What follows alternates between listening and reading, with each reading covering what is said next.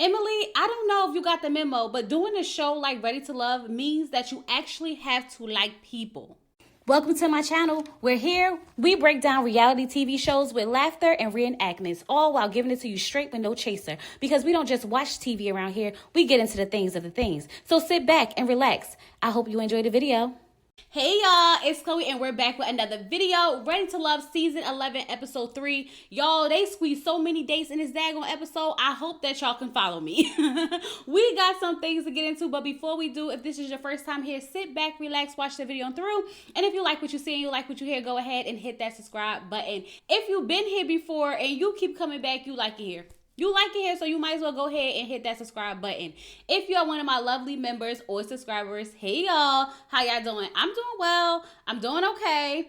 And I'm ready to get into Ready to Love and all these daggone dates that they had this episode. So let's just go ahead and get into it. So the episode opens up and the singles are going skating, y'all. The ones who were not at the bottom are all there having a good time. Shannon brought her own skates. I said, oh, she does this. She said, I'm true to this, not new to this, for sure, okay? Tommy shows up in his skates and he tells them that the first impressions can only take them so far and it is time to dig a little bit deeper, okay? Now, Bellow is just wondering if the people he connected with is still here or not because all his connections was at the bottom. Tommy brings in the rest of the singles, okay? Nicole was like, the only person I'm looking for is Devon. And she was looking hard, baby. Don't worry, he here, okay? And he changed his clothes and got some confidence. He's a whole new man. You might not even like this man if you like the other one, okay? Devon did look pretty good tonight. I ain't gonna hold you, just a little bit, all right? Now, Tommy tells them it is time to reintroduce yourself, okay? He said, put aside all the judgments that you had before, and it is time to roll bounce and fall in love. Y'all remember roll bounce?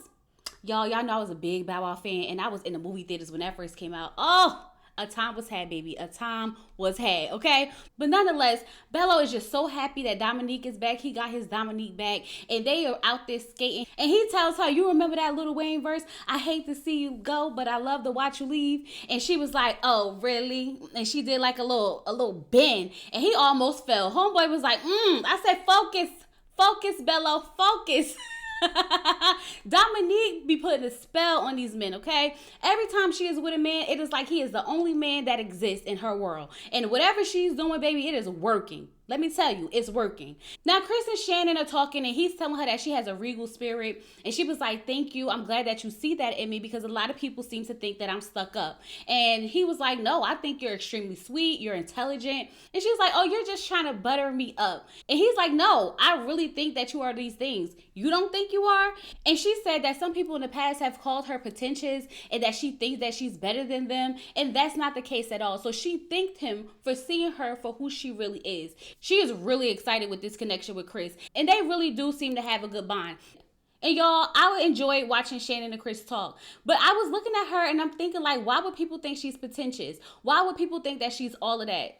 It's because she's beautiful and she's well accomplished, okay? And I really hope that she doesn't take when people tell her things like that to heart and use that as an insecurity. Because ultimately, girl, them people are just intimidated by you. So if someone ever tells you that you think you all of that, you let them know in a bag of shit, point blank, period, okay? But nonetheless, Chris saw her for exactly who she is. And so far, I feel like they have a cute connection. We gonna keep an eye on it. Y'all know I be looking for my couple. Y'all know I be looking for my couple. We gonna keep an eye on it, okay? Now, Bello is trying to talk to Emily, but Nicole and Vincent on the floor having the time of their lives, okay? I mean, they skating through each other's legs. They jumping over each other's heads. They doing a lot out there. And Emily like, let's just go skate. Emily, I don't understand why every time somebody try to have a conversation with you, you cut it off. You don't even give it a chance. Your attitude is really becoming annoying because it is okay to just have friendly conversation with someone. You don't have to fall in love with them to be courteous and have a conversation. Nonetheless, Donna wants to go talk to Darius because she said that her first impression of him wasn't the best. She felt like he was acting. So she feels like she wants to go talk to him and let her know what she's thinking. As soon as they sat down, she told that man that you did not give me a good first impression. And I said, Donna, like, dang, can we say hi? How are you doing? Get a feel for him again. Tommy said, leave those first impressions in the past. Why would you bring this up right now? Nonetheless, she said that she classified him as Jive. She tells him that she feels like he's playing up this persona and downplaying his real personality, and she really just want him to be himself. Now, Darius is in a confessional like, I totally disagree with her because, like, I'm just me. And I can just tell you from everything that I saw, that literally is just him. Now, if he is a F-boy or a playboy, still to be determined. But this personality thing that he got going on, I really feel like that's him. And if that's what you picking up on, you're just annoyed with it. That's all it is, okay? But nonetheless, he tells her that he always treat people good, so he's never had anyone look at him in a negative way. She said, well, I did. Girl, now listen, I feel like Donna was trying to humble him a little bit. I feel like she felt like he thought that he was the SHIT and she wanted to humble him a little bit, okay? He's like that he didn't even get a chance to have a conversation with her, so how would she know anything about him?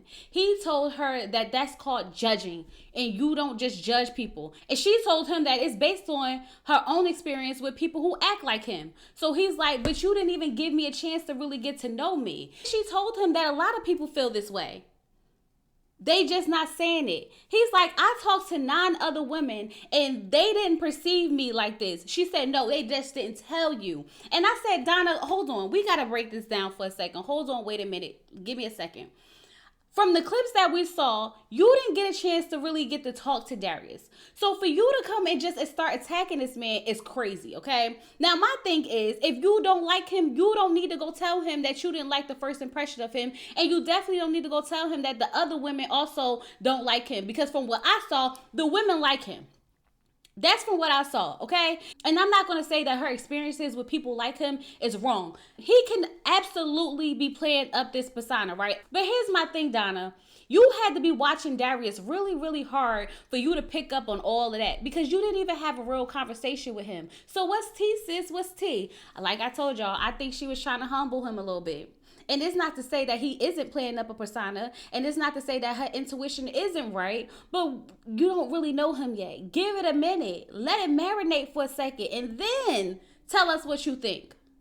Now, before Tommy leaves, he tells them that, this is ready to love and we got to handle business. The men had the power this week and he wants them to not just chase after the woman that they click with right away, but he also wants them to get to know people that they are curious about. Because remember, what you've been doing in the past haven't been working. That's why you're here, right? Right. He tells them that you won't find love unless you are open to exploring everyone in front of you. So now Ashley and Darius are talking, right? And he's like, looking at her feet or whatever. And she's like, you get foot massages? And he said, yeah. He said he wasn't big on sucking toes, but hers are suckable. So she asked him how many siblings does he have? And he said he has one sister. Now, and she was like, oh, so do you have nieces and nephews? And he was like, no, I got enough for the both of us. So then I was like, well, damn, how many kids do you have? Because I can't remember. And he said he got 4 kids. And I said, absolutely the hell not. I'm with Donna on this now. Because, sir, you got 4 kids. Where's the baby mama? How many baby mamas you got? I need a little bit more detail. Because if that's the case, you need to go be working on them families that you broken up. And not up here trying to find love. But she didn't dig deep enough for me. Instead, they decided to go into this conversation about whether or not she wants kids. Because she's like, since I don't have kids, do you feel like I don't know a lot about them? And he said, no, from what I learned about you, you seem like a very passionate person. And it's just her energy that he really, really likes. So he's like, do you want kids? And she was like, she desires 2 or 3. And he's like, well, I'm a sharpshooter. And she was like, and I'm fertile myrtle. And I was sitting here like, what the hell just happened? Because how we go from him having 4 kids to you want 2 or 3, he a sharpshooter, you a fertile myrtle, what is going on? So here's my thing, right? Darius is like 40 years old or something like that. So that means that his kids have to be older. Do you really want to start over? Child, let me tell you, as someone whose kids are 12 years apart, do you really want to start over? You couldn't pay me. You could not pay me to do it again. I promise you couldn't, okay? But that's because he ain't got to carry them kids. You know what I mean? You know what I mean. But nonetheless, he said that she tickles his pickle and he feels so cozy with her. I'm watching y'all. Darius is going to be on my list, okay? Because I need to see how he move with all the women. And then I might have to side with Donna, but I'm watching you. I'm watching you, okay? So Chris set up a couple's date with him, Vince, Nicole, and Emily. The assignment is to kind of step out of your comfort zone, right? Child, why we get Emily in the diary cam like Vince isn't her cup of tea. He's rude. He's inconsiderate. She hopes he doesn't say anything because she don't want to have to curse him out. And he's the type of person that's going to make you curse him out. And I'm just sitting here like, girl, Emily, if you don't want to be here, sis, don't be here. Okay? Because the energy that you are walking into this with is already negative. You were supposed to put them first impressions behind you. This is why you ended up on the bottom. Your attitude is nasty, and there's no point to be that nasty. She walked in and she literally gave that man a handshake, but she circled back and gave him a hug. Yeah, because you're doing too much. This is your third meetup. What did he actually say to you for you to be acting like this? Because I must have missed it. I really must have missed it, okay? So Nicole and Chris go off to talk, and only thing I could think of, like, please don't leave Vince and Emily alone. Please don't leave them alone. It's not going to go well. The conversation is not going to end well. She's probably going to end up cursing him out, okay? But nonetheless, Nicole sits down with Chris, and she realized he got all these vegetables on his arm, and he said that it's a garden. And I'm like, can y'all zoom in? Because I want to see it. I feel like that's something I want to see. I'm intrigued. What does this really look like? But they start talking about, marriage. Nicole said that she wanted to be married for so long that it hasn't happened. So she's hoping that she can learn from this experience what she needs to work on. And he said that he's been married twice. And I said, now what happened in those daggone marriages that you've been married twice? Let's get down to the bottom of this right now, okay? He said that one of his marriages, he realized that he was trauma bonding with her because he had lost his mother, and she was just basically there for him at that point. So at one point, he just realized that, he just really liked her as a friend. And so they got divorced. So far, Nicole and Chris seems to be hitting it off very, very well. So I'm glad that he did step out of his comfort zone to get the chance to get to know her a little bit more, okay? Because now he said that she is in his top. So now we get over to Vince and Emily, right? And I'm nervous, okay? Because Vince is like, besides designing, what are you into? What do you like to do? She said that she's a school teacher and she teaches graphic design. So he's just like, trying to have a conversation with her, and she's just sitting there like, mean mugging. And he's like asking her, so like, which class is your favorite class? The senior class, the freshman class? And she's like, none of them. Everyone's my favorite. I don't have a favorite. So he's like, so if you had to name the best thing about this class and the best thing about this, she's like, what is this? What is this? You ask all these questions. And I'm like, girl, because you're not giving him anything. You're not interacting with the conversation. He's asking you these questions because he's trying to get to know you, hoping that maybe you would ask him some questions back and y'all can have dialogue. But at this point, he's asking questions and you don't want to talk to him. And if you don't want to talk to him, then just leave. Because this is like the third conversation that we have seen you with, have a conversation with someone and decide that you don't want to talk to them, and it shows all in your face. My God. So then they start talking about children. He tells her that he has older children, 17 and 15, girl, boy. The girl's watching the Mendez Brothers documentary, and she's like, so you just let your kids watch whatever they want to watch? And he's like, yeah, you can't control everything they watch and everything they see. And she's like, yeah, but it's a lot of crazy stuff going on out here. One of his kids is 17 and the other is 15. You can definitely go ahead and check them phones every now and then, but you cannot control these kids. One of his kids is 17 and the other is 15. And then to come to find out that she got a 20-year-old child who's off at college.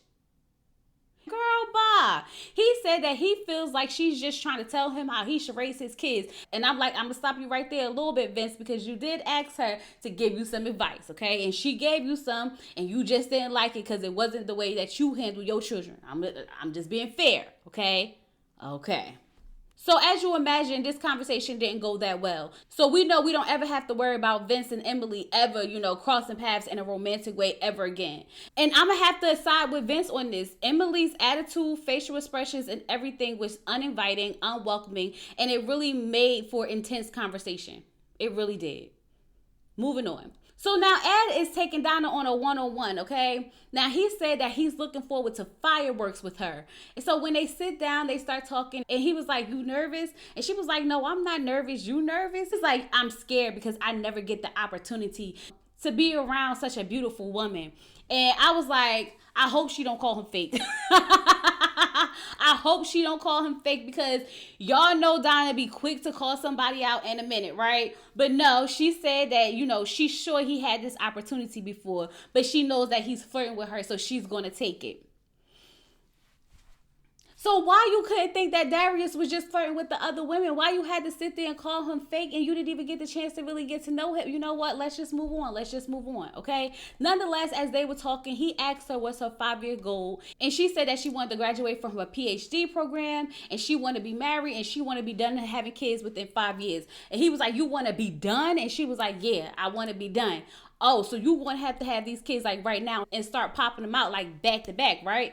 Right. So as they sit there, they start having this conversation. They start talking about religious background. She said that no one in her generation, I guess in her family, has been brought up or claimed Christianity, right? And she said that she is spiritual, but she just believes in being a good person. And if your religion aligns with that, then she supports it, right? So he asked her, so what if your husband is religious? Would you worship with him? And she never really answered whether or not she would worship with him. She basically just said that, he can be whatever religion he wants to be. And when it comes to teaching the children, her husband could teach the children his religion, and she could teach them something different. And ultimately, they can make a choice for themselves. Now, although Ed in that conversation was going with the flow, he said, no, not his type of woman, not his wife, okay? Because he wants his family and his children to be aligned under one faith, and he's not going against that. And I totally agree with that, right? I believe that married people should be equally yoked, because we are one. When you get married, you become one. When you get down and pray, who are y'all praying to? You praying to this guy, you praying to this guy, or you praying to the universe, and you praying to Jesus? Like, it's too much confusion. Way too much confusion. So I understand that she's like, I give that person the power to believe in whoever they want to believe in, as long as they're a good person. Cool. But how do you worship together? Are you going to go to worship with your husband or not? Because certain religions have different requirements. So just like if she was to get with a Muslim man and that man decided that he wants to have another wife, are you fine with that because he's a good person? Because under his religion, he could, right? Like, I don't believe in being unequally yoked at all. And it may sound good, but when you get down to the bottom of it, I don't think it actually really works long term. But I am curious at this point. Get down in the comments and let me know if you and your partner have two different religions or different beliefs, and how does that work? I'm just curious, okay? Nonetheless, Bellow is taking Dominique out on a date, and he said that he was worried. He was worried that his Dominique was going home. She was going to be eliminated. So he is relieved that he's still here. Now, he said that he was afraid that he didn't make a move quick enough and he was going to lose his opportunity. But she's back now, okay? So she asked him what kind of woman he's looking for. Now, he said that he is looking for a God-fearing, spiritual woman. And she said, well, I love the Lord, that's for sure. So he asked her, so do you go to church every week? And she said, oh, my daddy is a pastor. He was like, oh, wow. And she was like, now, I like the party, but I also love the Lord. So in this conversation, we find out that Bellow is Muslim, okay? So when he said a God-fearing woman, they wasn't talking about the same God, or they wasn't talking about the same way they get to God, because I think Muslims are Muhammad and Christians are Jesus, right? So they wasn't on the same path at all. Okay, but nonetheless, she's curious how that would work with his wife, because like we just had this conversation earlier, he's Muslim. Do you expect her to cover up? Like, what's the tea? And he said, nah, he doesn't expect her to do any of that, that his wife can just be who she is.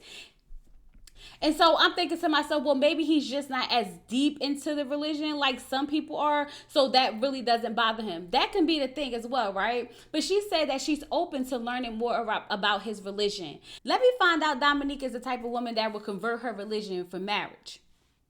Just something to think about. So then they get on to the conversation about children. And she was asking him how did he feel about having to segregate if she didn't want to carry a baby. Now, he said that he's open to that, but he has to have a son.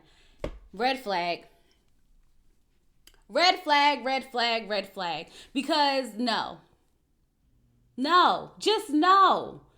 You should just be happy with whatever God bless you with. When men specifically be like, oh, I have to have a son, it gives me a little bit of misogyny. I'm not gonna lie. Now, I understand that he wants his legacy to live on and stuff like that. But a lot of men who be like, oh, I have to have a son, have to have a son, when they have daughters, they really don't be liking them for real. They really don't be liking them for real. So, I don't know. That was just something that caught my attention. I could be overthinking it, but yeah, it stood out to me. It really did, okay? But then they got back onto the fact that she told him that she had two miscarriages in the past, so she's not even sure if she would be able to carry a child. So he was like, are you scared to have a child because of the miscarriages? And she said that she's scared of actually losing the child, not carrying the child. She would love to carry the child, but it's the idea of actually being pregnant and losing the child. And I'm here to tell you, Dominique, that your feelings are absolutely valid, okay? But what is for you is for you. And if you want to try to have your own children, go ahead and try to have your own children. As someone who has suffered from a miscarriage and then now has a 2-year-old, it's doable. It's doable. Maybe it just wasn't your time at that time, okay? Don't give up. If it's something you want, go for it. Go for it. Now, these two are just sitting there giving each other the googly eyes. And I'm just sitting here like, Dominique is playing all these men like a fiddle, okay? Last time we checked, she had Cardi all hugged up on her on the couch, right? We had Devin almost, stick his tongue down her throat. Now we have Bellow over here gushing. And I mean gushing hard over her. Child, Dominique got the sauce. She got the sauce. Now, I'm starting to be on y'all side a little bit. Is she serious or not? Is she really looking for somebody? And the reason why I asked that is because the way she got these men just falling over her after a couple of days, you can't tell me that she was not able to accomplish this in real life. You know what I mean? You know what I mean. So Cardi invited Shannon, Ashley, Ashante, Devon, and Xavier to go-kart racing. And they looked like they had a good time, okay? I see you, Cardi, with your blowout. Cardi and his hair, because sir, why? I think when they was at the skating ring, he had like the crinkly hair, and one of the girls was like, "We got the same hair." Like, I'm gonna need you to just cut it off. And to each his own. But Cardi, I feel like at your grown age, it just might be time to just cut the hair off. You know what I mean? You know what I mean. But nonetheless, so Devon wants to go talk to Shannon because he hasn't really got the chance to talk to her. And I tell you, they have a lot in common.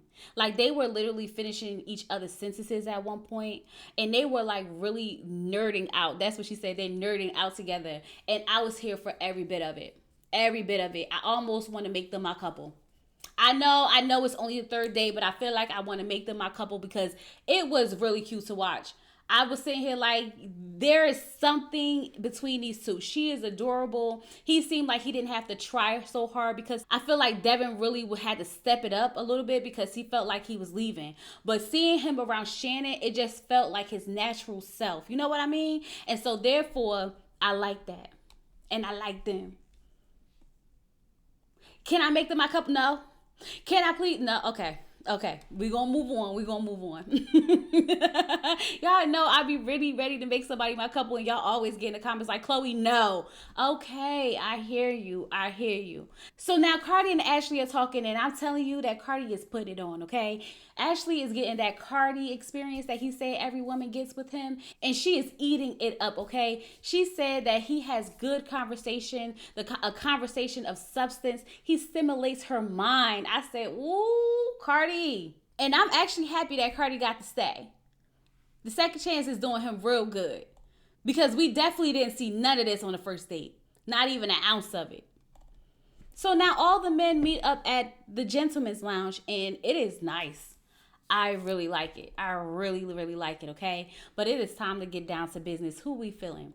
Now, Darius said that he want to start, put me in, coach, put me in. Now, he said Ashley is a whole vibe, and Cardi agrees. I said, yeah, because you out there stimulating her mind or whatnot. Let me find out y'all going to be fighting over Ashley. I can see it happening. But nonetheless, they also said that they feeling Shannon, which I like because Shannon is really, really sweet. She's probably becoming one of my favorite people on the show.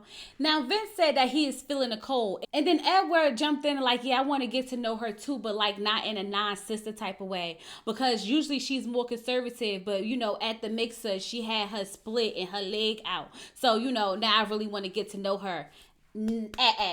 Absolutely not. Absolutely not. Nah, we not about to do that. That's what we not about to do. You've been looking at that girl conservative and you pay her no attention. All of a sudden she got her leg out and now you want to get to know her? Absolutely not. That means that you don't really like her for real. You just like the way that she look in that dress. Go away from me with this. Don't piss me off because you almost pissed me off, okay? Now, Steven said that Lauren gets from mom, from wife, and Bellow, y'all know he was going to say that he loved him some Dominique and she got to stay, okay? But now that we got all the women that they are feeling, it's time to get to who they not feeling. And I'm not surprised that they said Emily, right? Because Emily has really been giving nothing but attitude. That's what she's been giving. But what I wasn't expecting for them to say was that they felt like she leads with her assets and like sexuality. I didn't think that was going to come up, but now that you say it, I can see it. Remember the first episode, a lot of y'all was like, she need to put her boobs up. I guess that makes perfect sense. Like, it was good enough to catch their attention, but then she couldn't hold the conversation. So it's like, pretty gowns, you know, just a pretty face, and that's about it. So Chris said that he isn't feeling Donna, and a lot of the men wasn't, but we know for a fact that Darius wasn't feeling him, okay? Because he felt like she prejudged him and she never got the chance to really get to know him. So it was no surprise to me that Emily and Donna were down at the bottom, right? So Devin sits down with Donna and Chris sits down with Emily, right? Now Steven brought up to Donna how one of the men said that she comes off judgmental, and she was like, yeah, I know it was Darius. I knew it was Darius. She said she just wanted to be honest with him, and it may have been a little bit judgmental, but she was also guided by her intuition, and I'm not mad at that. But girl, I feel like you didn't have to go tell that man that you felt like he was fake, unwarranted. You did not have to do that, y'all. You literally could have had a little bit more conversation with him, and then, you know, based off of that conversation, made an assessment and go on about your business. But you didn't even get a chance to have a real conversation with him before you just sat down and told him that he didn't make a good first impression and that he gives you job vibes. Anyway, a lot of the men also said that they are religious and they don't know how she would be able to support that. She said, listen, I already told them that I'm fine with whatever they choose to be. But she's not changing on hers. And that's the only thing that you could do. Which is why you need to go find you someone spiritual and not religious, so you don't even have to worry about having this conversation. You know what I mean? You know what I mean. So now Emily is sitting down with Chris, and Emily asks Chris for feedback. And I'm like, now you want feedback after you've been rude to almost all the guys? But nonetheless, he tells her that she has a barrier up. And it's not so much of the resting bitch face that she carries around, but it's a conversation barrier that they just couldn't get past, because obviously it's hard to talk to her. She felt like the men wouldn't shut up long enough for her to start talking. I said, now wait a minute, because when you was talking to Vince was sitting there asking you question after question after question, because you would not entertain the conversation until it was something that you felt you knew more about. And that was very much rude to say they wouldn't shut up. Like, girl, you sitting there looking like this the whole time. This what you was looking like. That's not welcoming. That's not inviting. Nobody wants to talk to somebody looking like that the whole time. So then he said that the men also feels like she leads with her sexuality and that it comes off as an insecurity. And she was like, that's just who I am. And some of these men lead with lameness. And I say, send her home. Send her home. It is too early to be this negative. It is way too early to be this negative. Nothing has even happened yet for you to be this angry with these men. Send her home. And that's exactly what he did. He told her she is not ready to love. Listen, Emily, if you don't like people, this not the show. If you don't like people, this not the show. You have to at least give them a chance. And I'm just going to say, none of these men were your type anyway. And that's why you didn't give them the opportunity or the time of day. We know that. But you didn't have to be nasty and rude. It was just too much. Emily was way too much for me. And I'm glad that she's gone. Because now people who actually want to get to know people can do that. They can do that. Anyway, y'all, that was Ready to Love episode 3. Y'all, be patient. Be patient. Be patient. The season is going to heat up. It's just so many people right now. I know it's all over the place. It's all over the place. But we going to get there. We always do. Okay? Anyway, y'all, get down in the comments and let me know what y'all think about this whole episode. Don't forget to like the video, hype the video up, and share with your friends. And with all that, I'll talk to you guys later. Peace.